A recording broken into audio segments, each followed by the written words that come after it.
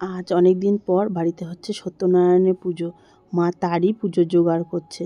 আগে প্রত্যেক পূর্ণিমাতে আমাদের বাড়িতে সত্যনারায়ণের পুজো হতো, কিন্তু বাবা চলে যাওয়ার পর থেকে আর সব পূর্ণিমাতে পুজো হয় না। বিশেষ বিশেষ কিছু পূর্ণিমাতে মা পুজো করে। আর আমার 2 ছেলে মেয়েকে নিয়ে এত অত্যাচার, সময় হয়ে ওঠে না। তো আজকে যেহেতু দোল পূর্ণিমা, দিনটাও খুব ভালো, বৃহস্পতিবার। মা বলল না, অনেক দিন পুজো করা হয়নি, তাই পুজো করে নিই। তো ওই জন্যই আজকের পুজো।